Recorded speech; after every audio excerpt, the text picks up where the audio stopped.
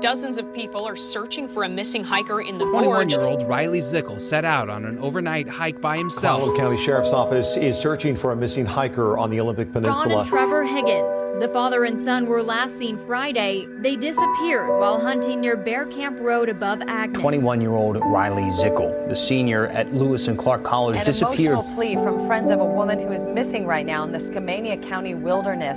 She's 19 years old, Maureen Kelly. Searchers are looking for a 76-year-old farmer who did not come back from mushroom hunting near Grangeville. Hello, and welcome to the Pacific Northwest Missing Persons Project. I'm your host, Tanner Hoskins, Executive Director here at PNW MPP, and in this week's episode, we are going to talk about the Canadian wilderness. The lost, found, and forgotten. Canada's wilderness is majestic, and for some, it becomes a crucible. Banff's glaciers, Ontario's forests, Haida Gwa's coasts. These places are breathtaking, but are still unforgiving. This week on the PNW MPP podcast, we delve into the three astonishing stories. One unresolved walk into darkness, one extraordinary wilderness survival, and one disappearance at sea amid controversy. The first segment is that of Mélanie Ethier.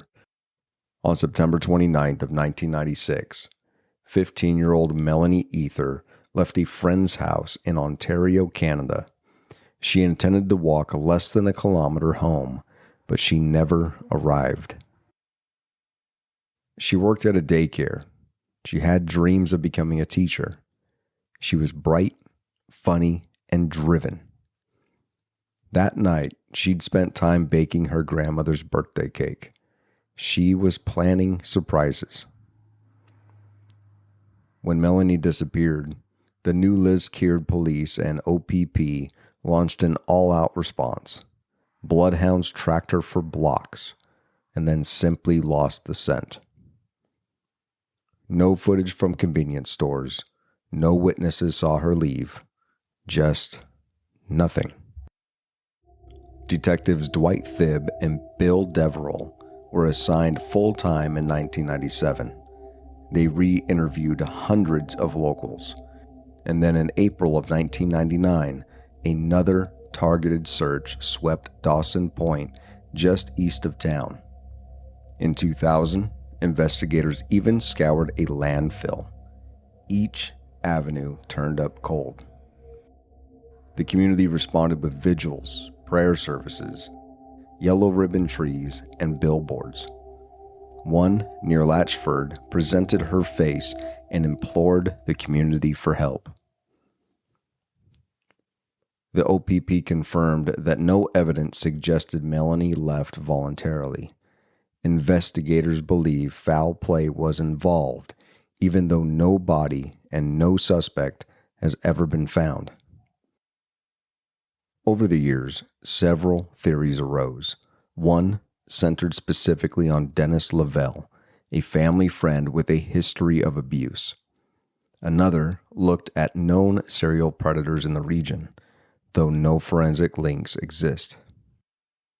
It wouldn't be until about 2 decades later in 2020 that a witness reported seeing a girl matching Mélanie's description get into a car. Police investigated, but no conclusion followed. Today, nearly 30 years on, Mélanie's case stays open. Her mother, Celine, keeps vigil online. Posters, billboards, and hope live on, especially in her community. But Mélanie remains missing. It's a chilling example of how a young life can disappear. No footprints, no trail, no answers. The second case that I'd like to talk about is that of Sam Benastick from Redford-Keeley Provincial Park in British Columbia. It was October of 2024. 20-year-old Sam Benastick, an experienced outdoorsman, set out for what was meant to be a 10-day solo trek in the remote Redfern-Keeley Provincial Park, about 80 kilometers from any road. Sam left on October 7th, but when he didn't return on October 17th as planned, the Royal Canadian Mounted Patrol, canine units, volunteers, and aerial teams launched a thorough search. Over 120 volunteers joined, scouring forests, lakes, and valley ridges. But after 2 weeks, investigators had found no sign of Sam. And on October 28th, the RCMP suspended their official search. But Sam's family held out hope. They funded private efforts and did everything they could to keep the search going. Then, on November 26th, more than 40 days later, oil rig workers encountered a haggard figure on a service road. It was Sam, frostbitten, using improvised walking sticks, and wrapped in a torn sleeping bag. He told rescuers that he'd spent days in his vehicle and then camped by a creek for 10 to 15 days where he constructed a crude shelter in a dry creek bed. He burned wood to stay warm, though smoke inhalation was worsening his condition. Temperatures dropped to nearly negative 20 degrees Celsius, and anyone that knows the Canadian wilderness knows that the Canadian Rockies are known for sudden storms, wildlife threats, and avalanches. Most people do not survive a weekend out there lost, yet Sam endured more than 50 days. Sam was taken to a hospital in Fort Nelson. He was treated for frostbite and, like I said, smoke inhalation. The RCMP called it the absolute best outcome. Sam's survival is nothing but breathtaking. It's proof that the human spirit can defy nature's harshest solo challenge. Hey everybody, Tanner here. If you've been listening to this podcast for a while, you know this isn't just a hobby. This is work. This is about missing persons. It's about bringing answers to families, shedding light on unsolved cases, and giving voice to those lost in the silence of the forest. Every episode we produce, every mile we hike, every interview we record, and every moment of research behind the scenes, it all takes time, energy, and resources. And most of what we do, it's self-funded. Our team's in the field burning through boots, fuel, gear, and time because we believe in the mission. But belief does not cover the costs. So here's the deal. If this podcast has moved you, if you've learned something, felt something, or simply believe in the importance of the work we are doing, we need your help. We're asking our listeners, our community, to step up and support us through donations. Whether it's $5 or $50, every single dollar goes directly into the mission. Gas for the next search, supplies for field work, and keeping stories alive and accessible.